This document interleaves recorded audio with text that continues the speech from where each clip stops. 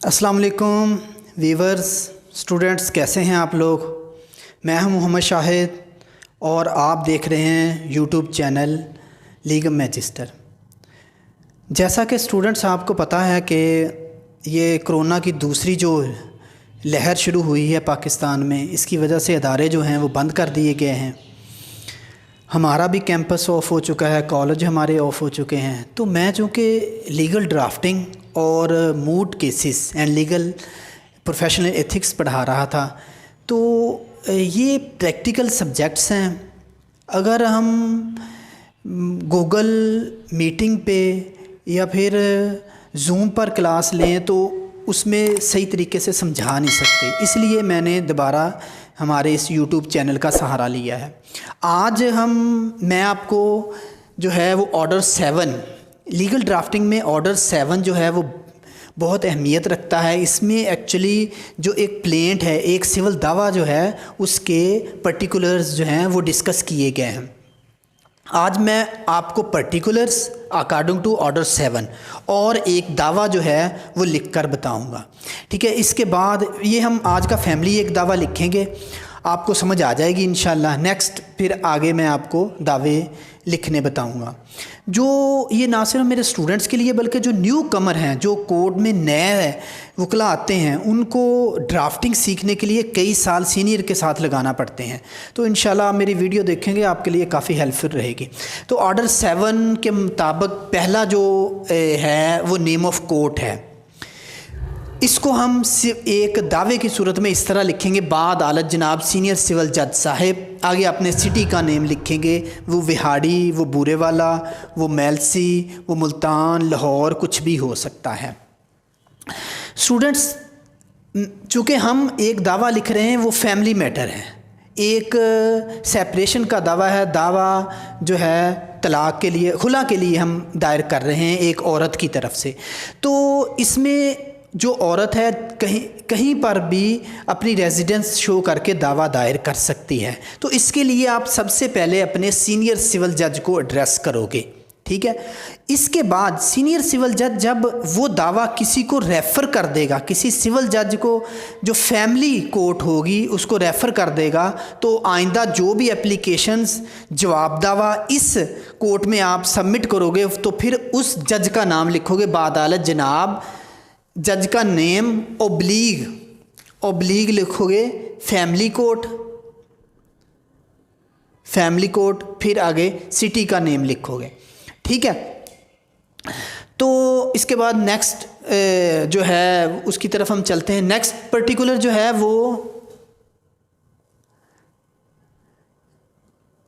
Name plus father name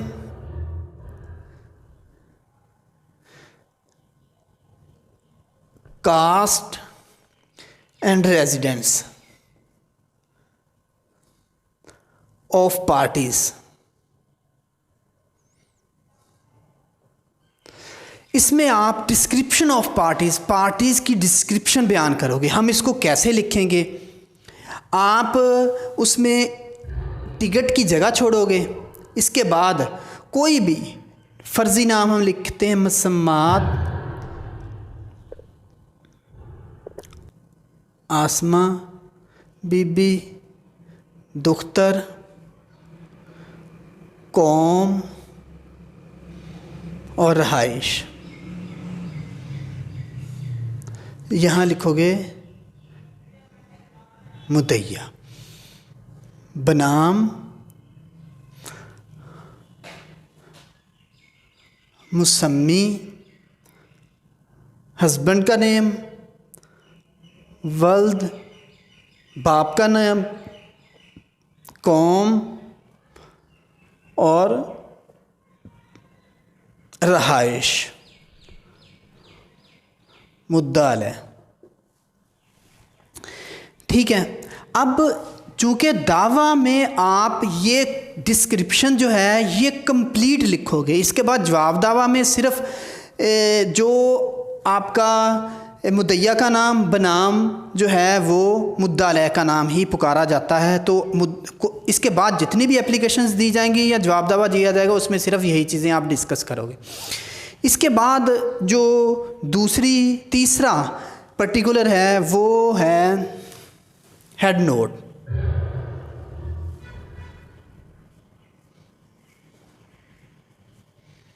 head nod को आप 2/3 जो है आपका पेज उस पे आप लिखोगे दावा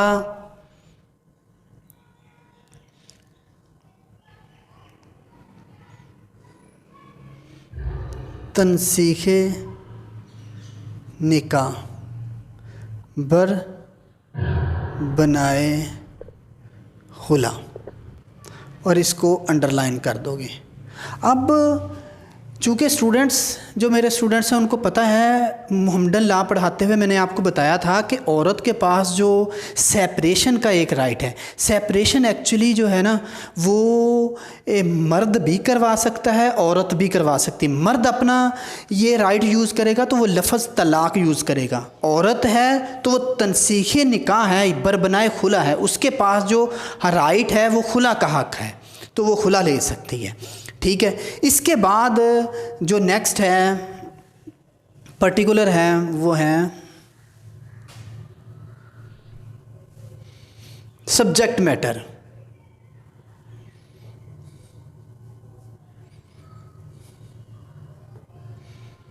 सब्जेक्ट मैटर में मुकम्मल डिटेल आप बयान करोगे। अगर हम सब्जेक्ट मैटर को डिवाइड करें तो इसमें सबसे पहले नैरेटिव्स हैं।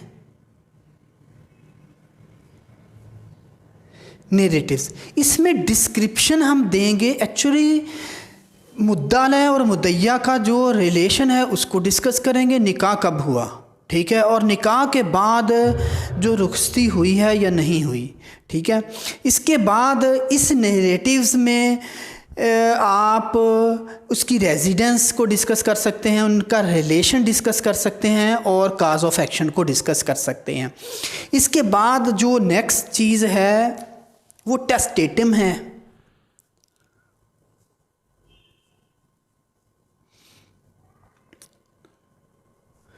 टेस्टेटम में जो गवाहान हैं, अच्छा ये टेस्टेटम जो गवाहान हैं इस मैटर के, उनको आप डिस्कस कर सकते हो, ठीक है। इसके बाद कुछ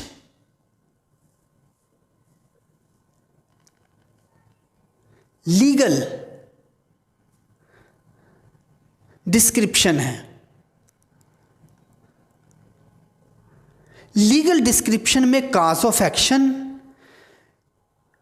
जुरिस्डिक्शन ऑफ कोर्ट, इसके बाद जो है वो कोर्ट फीस, बयान हल्फी, इन चीज़ों की जो डिस्क्रिप्शन है वो लीगल डिस्क्रिप्शन में आएगी। अब हम इसको फ़र्दन लिखते हैं। सबसे पहले लिखेंगे जनाबे अली मुद्दइया हस्बे ज़ैल अर्ज़ परदाज है, ठीक है। इसके बाद फ़िक्रा नंबर 1, सिविल दावे उर्दू में लिखते हुए ये के से शुरू करेंगे, इंग्लिश में लिखते हुए दैट से शुरू करेंगे।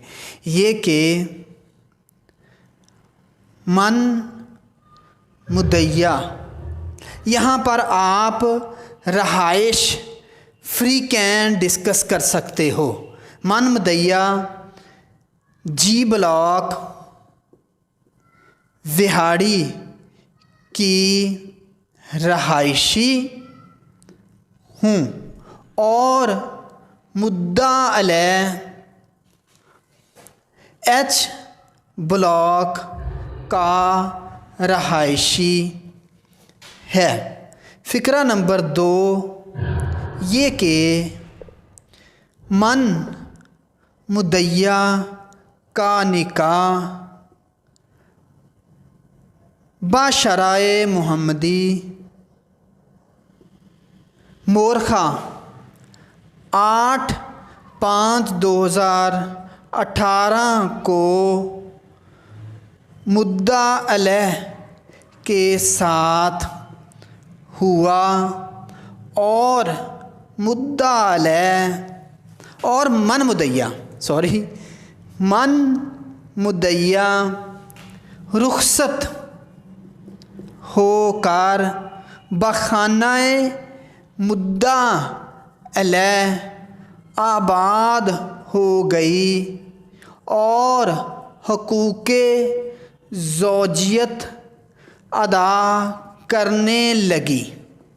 ठीक है, इसमें रेजिडेंस भी आ गई, इसमें आपका जब निकाह हुआ उसके बारे में कंप्लीट आ गया।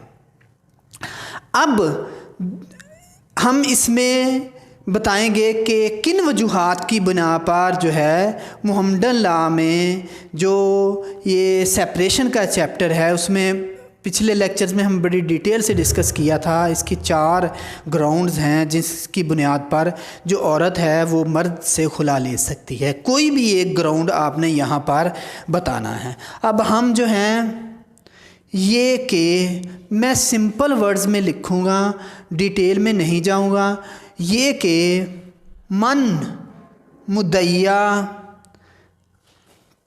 नहीं, थोड़ी सी डिटेल लिखते हैं। ये कि मुद्दा अलैह का रवैया शुरू में बहुत अच्छा रहा और मुद्दा अलैह मन मुद्दइया से अच्छे तरीके से पेश आता रहा, लेकिन आस्ता आस्ता मुद्दा अलैह का रवैया मन मुद्दइया से बिगड़ने लगा और मुद्दा अलैह बात बात पर मन मुद्दइया से झगड़ा करता और बात गाली गलोच तक आ जाती। नेक्स्ट फिक्रे में 4 ये कि मुद्दा अलैह का रवैया मन मुद्दइया से, आप इसमें वजह लिख सकते हो। वो ड्रिंकिंग करता है, गैर औरतों के साथ उसके रिलेशंस हैं, वो मन मुद्दइया को मारपीट करता है। ठीक है, ये चीज़ें आप इसमें लिख सकते हैं। नेक्स्ट वीडियो में मैं आपको फैमिली मैटर्स कंप्लीटली आपको बताऊंगा कि इनके दावाजात कैसे लिखते हैं और फिर जवाब दावा भी आपको बनाना सिखाऊंगा। ठीक है, अभी चूँकि हम पर्टिकुलर्स डिस्कस कर रहे थे तो ये एक दावा मैंने आपको साथ लिख कर दिखाया है ताकि ये पर्टिकुलर्स आपको अच्छे तरीके से समझ आ जाए। ठीक है स्टूडेंट्स, अब रवैया मन मुद्दइया के साथ बिगड़ने लगा और मुद्दा अलैह ने मोरखा 25/12/2019 को मन मुद्दइया को मार पीट कर सह पारचाजात पोशीदनी में घर से निकाल दिया। मन मुद्दइया ताहाल वालदैन मुद्दइया के पास रहाइश पजीर है। ठीक है स्टूडेंट्स, अब हम इसके जो बाकी चीज़ें हैं वो इसकी कंप्लीट करते हैं, फिर हम नेक्स्ट जो है पर्टिकुलर है उसकी तरफ चलते हैं। जी तो स्टूडेंट्स, ये मैंने पहले ही थोड़ा सा लिख लिया था, तो अभी हम चूँकि लीगल डिस्क्रिप्शन की तरफ चलते हैं। तो 5वें फ़िक्रे में ये कि मुअज़्ज़ज़ीन अहले दे व वालदैन मुद्दइया के बार बार मिन्नत समाजत करने पर भी मुद्दा अलैह बाज ना आया है और मन मुद्दइया को बात ना करना चाहता है, लिहाजा काज ऑफ एक्शन जो है वो पैदा होती है। अच्छा, अब चूँकि ये हमारा सिर्फ तनसीख़ निकाह बरबनाए खुला का दावा है, जब हमने इसमें मेंटेनेंस और जो है डवरी आर्टिकल्स को शामिल करना है तो आपने ये चीज़ें ज़रूर इसमें डिस्कस करनी है कि वो सह पार्चाजात पोशीदनी में घर से निकाली गई है और तमाम जो सामान जहेज़ है बवक्त शादी जो वालदैन मुद्दइया ने मन मुद्दइया को दिया था वो कब्ज़ा मुद्दा अलैह में है, वो देने से इनकारी है। ठीक है, तो ये चीज़ें आपने डिस्कस करनी है। तो ये हम लीगल जो डिस्क्रिप्शन है उसको डिस्कस कर रहे हैं। इसके बाद यहाँ पर ये लिख दिया कि जो काज ऑफ एक्शन पैदा होता है। अब ज़रूरत दावा हाजा कैसे पैदा होती है, ये कि 3 यौम कबल कती इनकार मुद्दा अलैह से ताहाल इनकारी होने की वजह से ज़रूरत दावा हाजा पैदा होती है। ठीक है, अब हम जुरिस्डिक्शन ऑफ कोर्ट और कोर्ट फ़ीस को डिस्कस करेंगे और जुरिस्डिक्शन को डिस्कस करते हैं। ये कि रहाइश फ़रीक़ैन अंदर हदूद अदालत जनाब वाला वाक़या है, लिहाजा अदालत जनाब वाला को दावा हाजा का इख्तियारे समात हासिल है। नेक्स्ट है जी ये कि बामुताबिक कानून कोर्ट फ़ी चस्पा कर दी गई है। इसमें जो पर्टिकुलर्स हैं वो नेक्स्ट है काज ऑफ एक्शन, ठीक है, और इसके बाद नेक्स्ट है जुरिस्डिक्शन।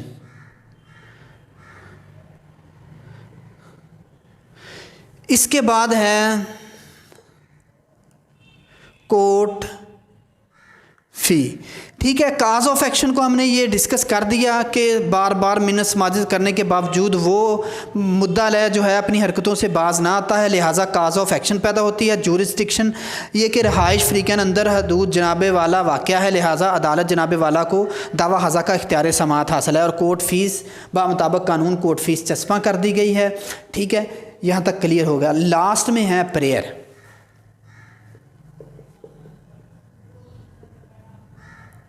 ठीक है स्टूडेंट्स, प्रेयर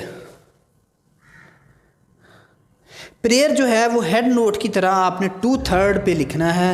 बाहालाते बाला इस्तदा है कि दावा मुद्दइया बहक मुद्दइया बरखलाफ मुद्दा अलैह डिग्री फरमाया जावे नीज़ दीगर दाद रसी जो करीने इंसाफ हो भी दिलाई जाए।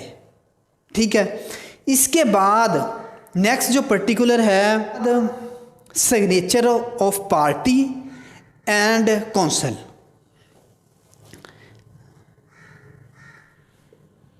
सिग्नेचर्स हैं और लास्ट में है तस्दीक, जिसको वेरिफिकेशन कहा जाता है।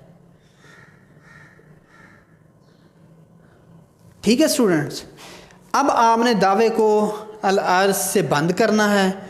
यहाँ पर मुद्दइया का नाम आसमा बीबी मुद्दइया और बजरिया कौंसल। ठीक है, अब इसके बाद आपने तस्दीक जो है वो यहाँ पर इसके दर्ज करनी है। तस्दीक की जाती है कि दावा हाजा के तमाम मंदरजात मेरे इल्म व यकीन की हद तक दुरुस्त तस्लीम हैं। बामकाम जो आपने वो सिटी लिखा था, बामकाम मुल्तान लाहौर जो भी है वो है। ठीक है, यहाँ पर आपके वकील के सिग्नेचर और सारा कुछ हो जाएगा। तो ये पर्टिकुलर्स हैं name of court, description of parties, head note, subject matter, cause of action, jurisdiction, court fees, prayer, signature, verifications. ये वो पर्टिकुलर्स हैं। इसके मुताबिक आज हमने फैमिली का एक दावा लिखा है।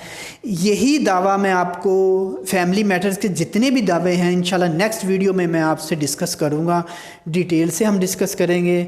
खुश रहिएगा। इसके बारे में में आपने बताना है। अल्लाह हाफिज़।